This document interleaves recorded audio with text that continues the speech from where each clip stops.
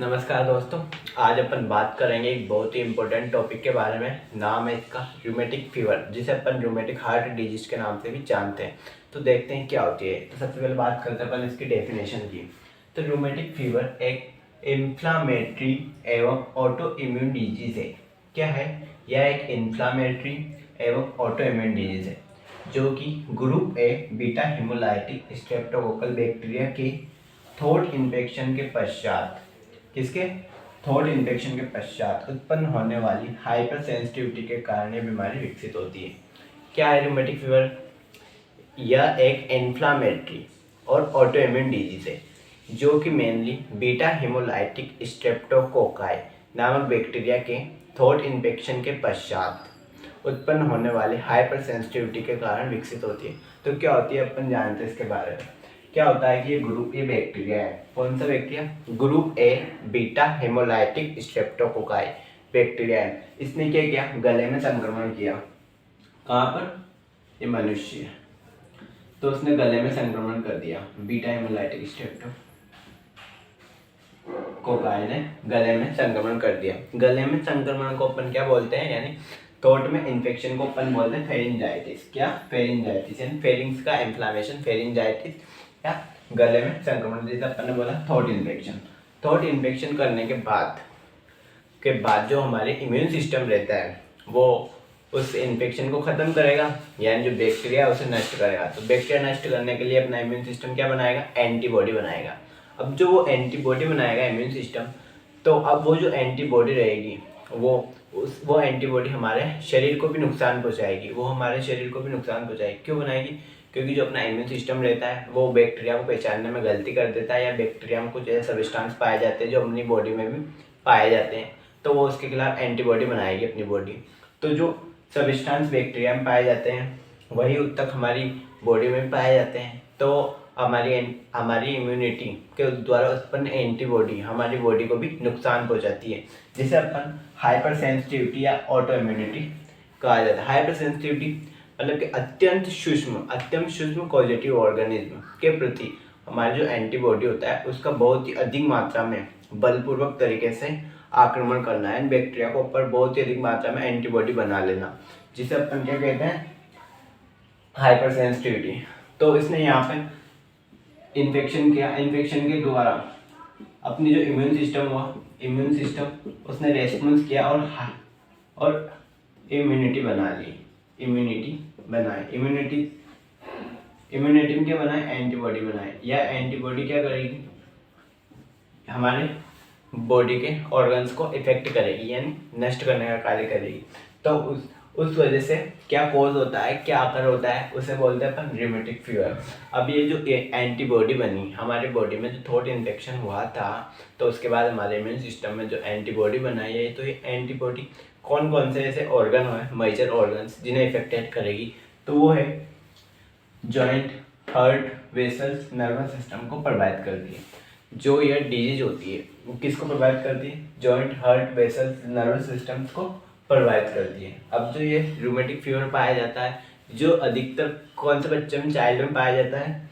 जो 4 से 15 वर्ष के बच्चों में अधिक पाया जाता है। रूमेटिक फीवर होता है 4 से 15 वर्ष के बच्चों में अधिक पाया जाता है। अब इसकी ईटियोलॉजी देखेंगे तो इसकी ईटियोलॉजी में ये और अच्छे से समझ में आएगा।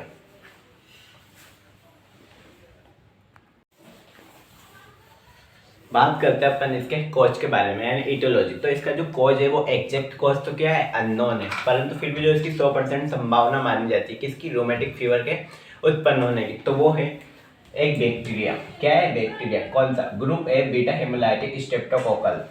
कौन सा bacteria? Group A beta haemolytic streptococcal bacteria माना जाता है। अब ये भी डायरेक्ट रूमेटिक फीवर को उत्पन्न नहीं करता है। इसका काम बस इतना सा है कि हमारी बॉडी में थ्रोट यानी गले में संक्रमण करता है, यानी थ्रोट इन्फेक्शन उत्पन्न करता है। जैसे group A beta haemolytic bacteria है, ये हमारी बॉडी में एंटर किया। तो ये हमारी बॉडी में एंटर करने के बाद ये क्या है? अपना गला या थ्रोट इन्फेक्शन हुआ। बॉडी में बैक्टीरिया एंटर करने के बाद क्या किया? इसने गले में संक्रमण किया या थ्रोट इन्फेक्शन किया, जिसे अपन ने फेरिंजाइटिस बोला। फेरिंजाइटिस जिसे अपन क्या कहते हैं, फेरिंजाइटिस, यानी गले में संक्रमण क्या कहलाता है, फेरिंजाइटिस कहलाता है। अब गले में संक्रमण हो जाता है तो हमारा इम्यून सिस्टम क्या होता है, स्टिमुलेट होता है, स्टिमुलेट इम्यून सिस्टम। जो हमारा इम्यून सिस्टम होता है, इम्यून सिस्टम वो स्टिमुलेट होता है। हमारा इम्यून सिस्टम क्या होता है, स्टिमुलेट होता है। अब हमारा इम्यून सिस्टम स्टिमुलेट होएगा तो वो क्या करेगा, बैक्टीरिया को नष्ट करने का कार्य करेगा, इन्फेक्शन को खत्म करेगा। तो वो इसके लिए क्या बनाएगा, इसे नष्ट करने के लिए एंटीबॉडी का निर्माण करेगा। अब जो बैक्टीरिया के खिलाफ क्या बनाया इम्यून सिस्टम ने, एंटीबॉडी बनाई, एंटीबॉडी बनाए। अब जो ये एंटीबॉडी रहेगी, ये बैक्टीरिया को नष्ट कर देगी। क्या कर देगी, थ्रोट इन्फेक्शन को उत्पन्न करने वाले बैक्टीरिया को भी खत्म कर देगी। ठीक है, तो अब जो ये इसको खत्म करेगी तो ये जो एंटीबॉडी होती है, ये एंटीबॉडी जो होती है हमारे बॉडी के ऑर्गन्स को भी इफेक्टेड करती है। कौन कौन से ऑर्गन्स अपन ने अभी देखे थे, हार्ट, जॉइंट हो गया, नर्वस सिस्टम हो गया, वेसल्स हो गई, उनको भी नष्ट करती है। उनको डैमेज क्यों करती है, क्योंकि जो इम्यून सिस्टम में जो एंटीबॉडी बनाए किसके, इस बैक्टीरिया के लिए। तो बैक्टीरिया में बहुत सारे ऐसे सबस्टांस होते हैं, उत्तक होते हैं, जो हमारी बॉडी में कुछ पार्ट्स होते हैं उनके समान ही होते हैं। ठीक है, बैक्टीरिया के पार्ट्स या कुछ उत्तक टिश्यूज हमारी बॉडी में कुछ पार्ट्स या में पाए जाने वाले उत्तक टिश्यू के समान होते हैं। तो उनके समान होते हैं तो एंटीबॉडी बन गई हमारी बॉडी में, उसके उन उत्तक के खिलाफ तो एंटीबॉडी बन गई। तो वो जो एंटीबॉडी रहेगी हमारी बॉडी में जो उत्तक पाए जाते हैं उनको भी नष्ट करेगी। तो ये हमारी बॉडी एंटीबॉडी है, वो उनको भी क्षति पहुंचाती है। कौन कौन से, हार्ट, जॉइंट और ब्लड वेसल्स और नर्वस सिस्टम, इसमें भी बैक्टीरिया के समान उत्तक पाए जाते हैं ताकि ये उन्हें भी नष्ट करती है, जिसके वजह से क्या उत्पन्न होता है, रूमेटिक फीवर, जिसे अपन रूमेटिक फीवर कहते हैं। अब जो रूमेटिक फीवर है इसके रिस्क फैक्टर भी होते हैं। इस रूमेटिक फीवर के कौन कौन से रिस्क फैक्टर होते हैं वो अपन देखते हैं। अपन ने इसका कोर्स तो देखा, group A beta haemolytic streptococcal bacteria. अब जो इसका रिस्क फैक्टर वो है सबसे पहला हेरिडिटी मतलब आनुवांशिक, यानी जन्मजात। यदि माता पिता में रूमेटिक फीवर है तो उसके बच्चों में होने की संभावना पाई जाती है। दूसरा होता है भीड़ भाड़ वाले स्थान पर गए तो ये पता है अपन को बैक्टीरिया की वजह से हो रहा है, और बैक्टीरिया एक स्थान से दूसरे स्थान पर आसानी से जा सकता है, ड्रॉपलेट इन्फेक्शन के द्वारा जा सकता है, इनडायरेक्ट कॉन्टेक्ट से आ सकता है। तीसरा है कच्ची बस्तियों में भी रूमेटिक फीवर का होने की संभावना अत्यधिक होती है, क्योंकि वहाँ पर क्या होता है, गंदगी होती है, स्वच्छता का अभाव होता है। निम्न आर्थिक स्तर रहेगा तो वो प्रॉपर मात्रा में बैलेंस डाइट, न्यूट्रिशनल डाइट नहीं ले पाएगा, तो उसका इम्यून सिस्टम वीक रहेगा। नेक्स्ट है माल न्यूट्रिशन यानी कुपोषण, वो पहले से कुपोषण है तो उसमें इन्फेक्शन होने के खतरे एंड चांसेस बढ़ जाते हैं। नेक्स्ट है वीक इम्यूनिटी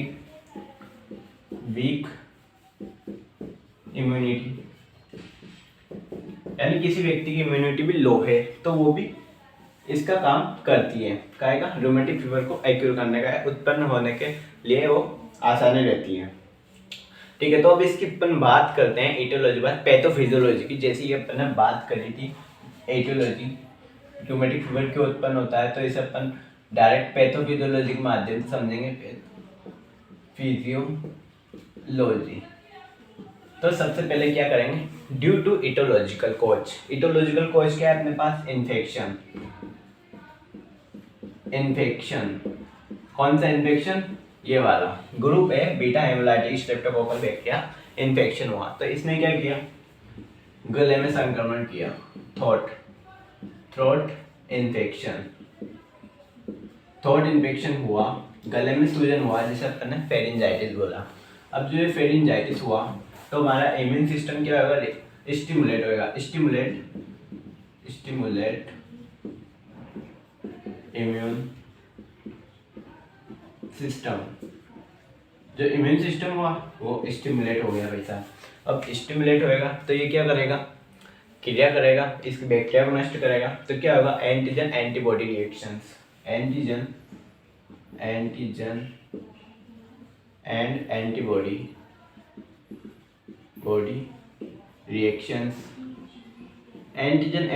रिएक्शंस हुई। तो अपन ने देखा था जो एंटीबॉडी बनी वो हमारे शरीर को भी नुकसान पहुंचाती है, क्योंकि ये क्या है, ऑटो इम्यूनिटी है। ऑटो इम्यूनिटी क्यों है?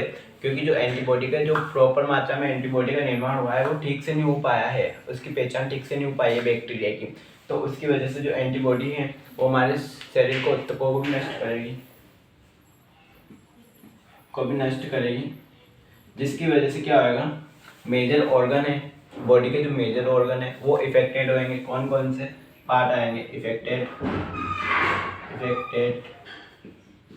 हार्ट, जॉइंट, वेसल्स आदि इफेक्टेड हुए। तो क्या कॉज हुआ, क्या इनका क्या परिणाम निकला? Rheumatic fever.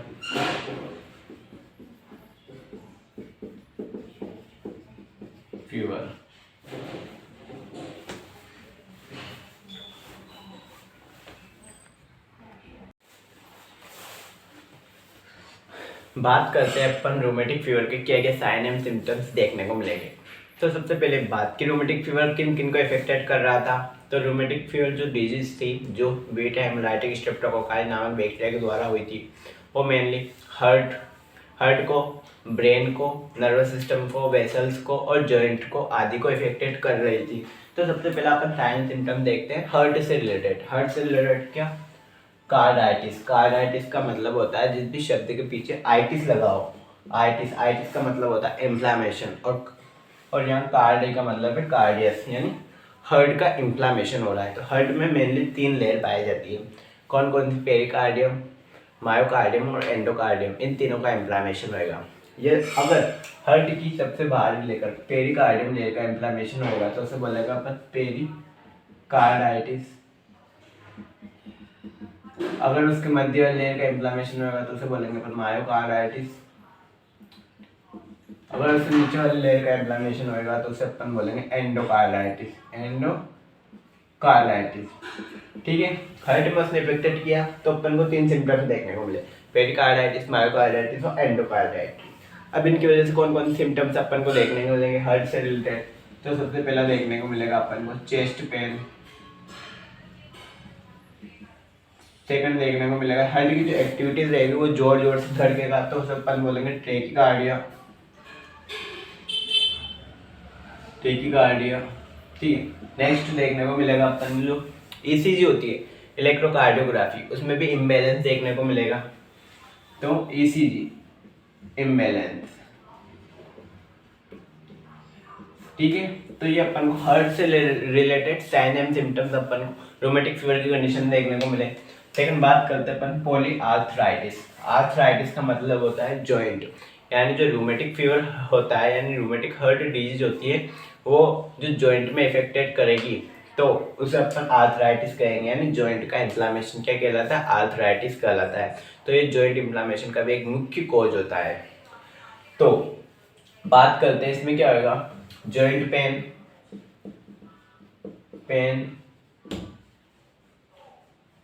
स्वेलिंग,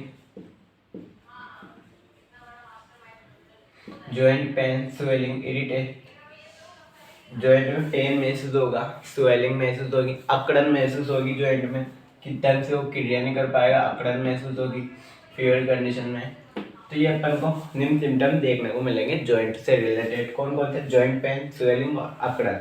जिसकी वजह कौन कौन से जॉइंट में ये देखने को मिल सकते हैं? जो अपने बॉडी के जितने भी जॉइंट्स पाए जाते हैं, जैसे एल्बो जॉइंट हो गया, नी जॉइंट हो गया, स्कैपुलर जॉइंट हो गया, आदि जो जॉइंट होते हैं उनमें अपन को अकड़न, पेन और स्वेलिंग देखने को मिलती है। किस कंडीशन में? रूमेटिक फीवर की कंडीशन में।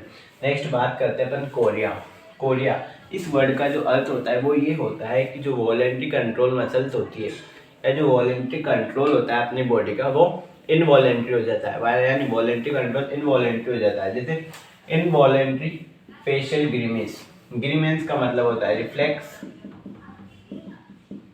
यानी रिफ्लेक्स का इनवॉलेंट्री हो जाना। कौन से? फेस के रिफ्लेक्स का इनवॉलेंट्री हो जाना, जिससे वो बार बार उसमें सिम्टम देखने को मिलते हैं, जैसे बार बार आंख मारना, ये सिम्टम देखने को मिलते हैं। इसके बाद आता है स्पीच डिस्टर्बेंस। स्पीच पे क्या होता है? कंट्रोल होता है मनुष्य का, पर वो डिस्टर्ब हो जाती है, तो अपन को रूमेटिक फीवर कंडीशन में स्पीच डिस्टर्बेंस अपन को देखने को मिलता है। अब इसके जो अपन ने देखे थे वो देखे थे मेजर साइन एंड सिम्टम्स। अब इसके नेक्स्ट बात करते हैं अपन माइनर साइन सिम्टम्स की। तो इसमें देखने को मिलेगा अपन को एब्डोमिनल पेन। क्या? Abdominal pain. सेकंड फटीग थकान। Third vomiting. फोर्थ है टेकिकार्डिया। Five headache. और जो most important sign and symptom अपन को रूमेटिक फीवर की कंडीशन में देखने को मिलता है वो है फीवर। तो उसका नाम ही है रूमेटिक फीवर यानी इन्फ्लामेटरी फीवर। इन्फ्लामेटरी फीवर यानी बुखार, जिसमें पेशेंट का जो बॉडी टेम्परेचर होता है वो 100 से लेकर 105 डिग्री सेंटीग्रेड तक हो जाता है, जिसे अपन रूमेटिक फीवर कहते हैं। ये इसका most important sign and symptom होता है।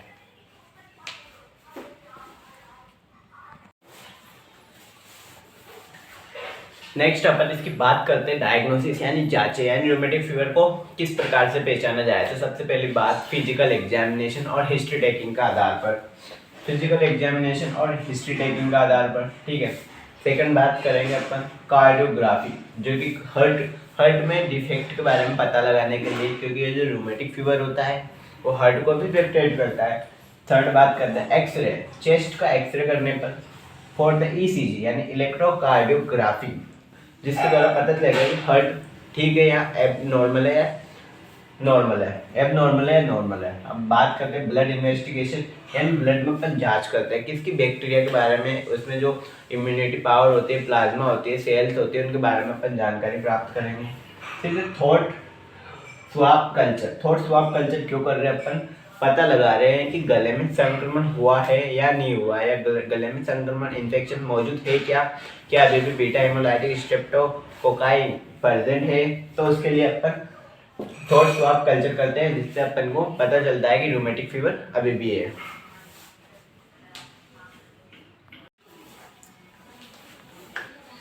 बात करते हैं अपन रूमेटिक फीवर के मैनेजमेंट की। तो सबसे पहले बात करेंगे अपन थेराप्यूटिक मैनेजमेंट। सबसे पहले अपन पेशेंट को कंप्लीट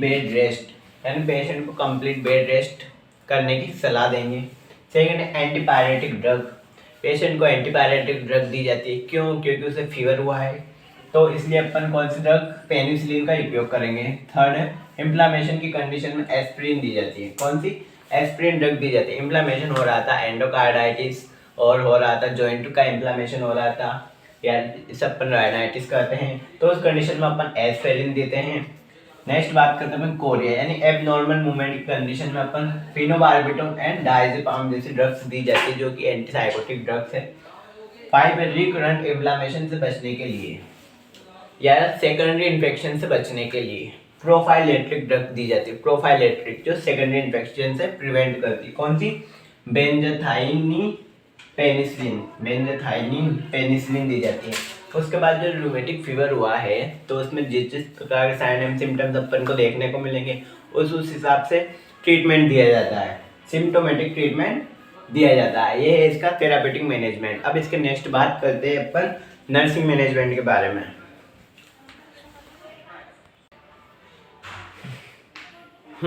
तो नर्सिंग मैनेजमेंट देखते हैं। सबसे पहला पेशेंट को कूल एंड काम इन्वायरमेंट प्रदान करेंगे। पेशेंट को शांत और सुरक्षित और आरामदायक इन्वायरमेंट प्रदान करेंगे। सेकंड है चेक वाइटल साइन, पेशेंट के वाइटल साइंस जिसे अपन TPR BP कहते हैं, यानी टेम्परेचर, पल्स, रेस्पिरेशन और BP को अपन चेक करेंगे और उन्हें नॉर्मल बनाए रखने के प्रयास करेंगे।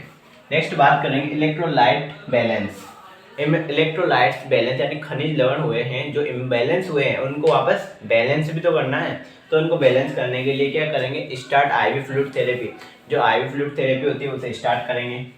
ठीक है, क्या करेंगे इसमें? IV फ्लूइड थेरेपी स्टार्ट करेंगे। नेक्स्ट है प्रोटीन विटामिन युक्त डाइट। पेशेंट को प्रोटीन और विटामिन युक्त डाइट दी जाती है ताकि उनकी इम्यूनिटी भी मजबूत हो और उनकी जो कोशिका है वो भी मजबूत हो और वो ताकि हेल्थ और स्वस्थ रहें, इसलिए अपन उनको प्रोटीन और विटामिन युक्त डाइट दी जाती है। 5 मेंटेन इनपुट आउटपुट चार्ट, यानी पेशेंट का इनपुट और आउटपुट चार्ट, यानी कितना ग्रहण किया है और कितना निकाला है उस चार्ट को मेंटेन करेंगे। उसके बाद नेक्स्ट बात करते हैं अपन जो रूमेटिक फीवर होता है उसके क्या क्या कॉम्प्लिकेशंस हो सकते हैं। यानी रूमेटिक फीवर बहुत टाइम हो गया है, रूमेटिक फीवर ठीक नहीं हो रहा है, तो उसके क्या क्या कॉम्प्लिकेशंस हो सकते हैं। तो सबसे पहले बात करते हैं अपन मिट्रल रिगर्जिटेशन। मिट्रल रिगर्जिटेशन का यहाँ पर सीधा साधा अर्थ है, रिगर्जिटेशन का मतलब होता है बैक फ्लो। अब जो ये बैक फ्लो हुआ है, क्यों हुआ है? क्योंकि जो जो र्यूमेटिक फीवर होता है वो क्या करता है, हार्ट को इफेक्टेड करता है। और हार्ट को इफेक्टेड क्यों किया? क्योंकि उसमें एंटीबॉडी बनी। किसमें? अपने शरीर में एंटीबॉडी बनी। क्यों? किसके खिलाफ बनी? वो बीटा हेमोलाइटिक स्ट्रेप्टोकोकल बैक्टीरिया के खिलाफ बनी। तो अपने जो मिट्रल वॉल में जो उत्तक पाए जाते हैं, टिश्यूज पाए जाते हैं, उसके खिलाफ एंटीबॉडी बन गई है। तो वो उस जो मिट्रल वॉल में जो टिश्यू रहेंगे उनको भी इफेक्टेड करेगा। तो मिट्रल वाल्व को इम्पेयरमेंट हो जाएगी, मिट्रल वाल्व के टिश्यू वीक हो जाएंगे, तो जो ब्लड का फ्लो है वो वापस ऊपर जाएगा। एंड मिट्रल वाल्व कौन सा पाया जाता है? अपना जो लेफ्ट एट्रियम होता है और लेफ्ट वेंट्रिकल होता है, उसके मध्य मिट्रल वाल्व पाया जाता है। तो लेफ्ट वेंट्रिकल से लेफ्ट एट्रियम के मध्य ब्लड का फ्लो होएगा, जिसे अपन मिट्रल रिगर्जिटेशन कहते हैं। नेक्स्ट बात करते हैं पर मिट्रल स्टेनोसिस की कंडीशन देखने को मिलेगी। मिट्रल वाल्व जो है वो सकड़ा हो जाएगा। एरोटिक रिगर्जिटेशन, एरोटिक रिगर्जिटेशन में क्या होगा? लेफ्ट वेंट्रिकल और एरोटा के मध्य जो वाल्व पाया जाता है उसे एरोटिक वाल्व कहते हैं। तो उसकी भी क्या होगा? वहाँ के सेल टिश्यू भी क्या होंगे? वीक होएंगे। सेल टिश्यू वीक होएंगे तो उस कंडीशन में जो ब्लड का जो फ्लो है वो वापस आ जाएगा। तो उस कंडीशन को अपन एरोटिक रिगर्जिटेशन करते हैं। थर्ड बात करते हैं ट्राइकस्पिड रिगर्जिटेशन। ट्राइकस्पिड वाल्व होता है जो कि राइट एट्रियम और राइट वेंट्रिकल के मध्य पाया जाता है। वहाँ के भी टिश्यू, सेल टिश्यू डैमेज होंगे या कमज़ोर होंगे, जिसकी वजह से ब्लड रहेगा वो वापस से राइट एट्रियम में आ जाएगा। कहाँ से? राइट वेंट्रिकल से राइट एट्रियम में आएगा। तो उसे अपन ट्राइकस्पिड रिगर्जिटेशन कहते हैं। तो ऐसी कंडीशन अराइज हो सकती है।